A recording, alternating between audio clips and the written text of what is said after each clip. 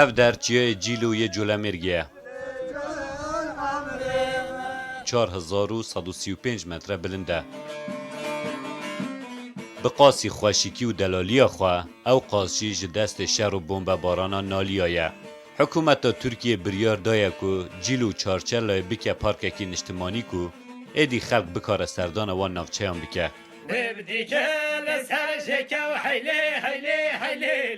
زوزان و بلنداهی جولمرگی یک جهن هری خوشیکین کردستان و ترکیه نه. جبر شران و سیاست جور بجور این حکومت یک لپی یکین ترکیه او پارێزگەه ji gelek aliyan ve hatiye piştgûhkirin. Xizmetguzarî weke pêwîst lê nînin, rêkên wê xirab bin û daxwaziyên xelkê jî nayên bicîhkirin. Çiyayê Cîl û Çarçela cihên dîrokiyên Colemêrgê û Kurdistanê ne. Bi vê projeyê re tê pêşbînîkirin ku hejmara geştiyaran bu wê parêzgehê zêde bibe û ji bo xelkê navçeyê jî derfetên kar zêde bibin. Salane bi dehan grûpên geştiyariyê serdana çiyayên Colemêrgê dikin. Ware cembelî û binefşanarî ne. Li benda polîtîka û siyasetekê ye ku sûdekê bigihîne xelkê wê. Geverd sêgoşeya Rojhilat û Başûr û Bakurê Kurdistanê de yek ji navçeyên mezin yên Bakurê Kurdistanê ye ku hejmara xelkê vê zêdetir ji 120,000 kesan take deriyê dahatê jî ji bo vê navçeyê tinê ajaldarî û cotkarî. Niha jî hikûmeta Tirkiye biryarek wergirtiye ku hindek ciya û zozanên vê navçeyê bibine ciyên geştiyarî. Piştî vê biryarê jî hêviyeke nû li cem xelkê geverê duriz bûye ku ev biryare qazanc û dehata wan jî zêdetir bike. Li Colemêrgê bi dehan dêrên mesîhiyan û şûnwarên dîrokî hene. Bedewiya xweza wê xala sereke ye ji bo kişandina geştiyaran.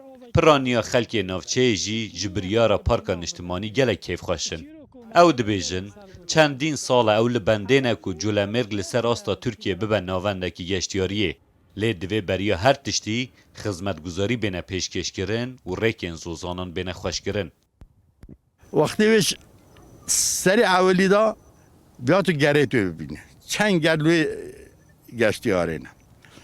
û giyayê wê jî gelek mühim in. Ku ev giyayê wa ciyaşîn bin sûsinin, halalin, beybînin, navê da yanî gelek gelek bênxweş in. Evan giyane piştî hingî jî heker ku îcaza û hebe û falan çend dêra ma tecrî bibînin.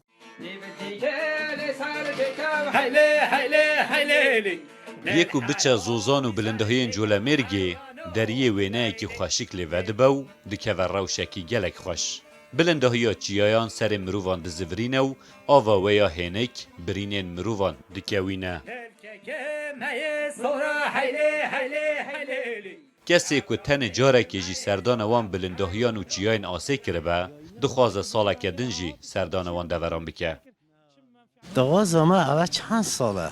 Yani wextê ez meclisa giştî ya Colemêrgê ez reîsê wê bîm. Hingî jî me rapor hazir kirin. Tu sê rapor me hazir kirin.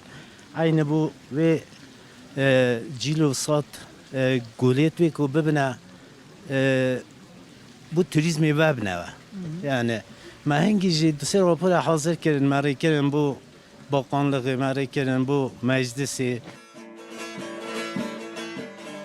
Biryara parka niştimanî bi dilê xelkê ye. Di vê biryarê re dibe ku rê li hatinekî zêde ya geştiyaran vebe. Ji rojavayê Tirkiye û derveyê welat jî zêdetir geştiyar biçin Colemêrgê û hem bigerin û hem jî xweşikiyên wê navçeyê bi cîhanê bidin naskirin.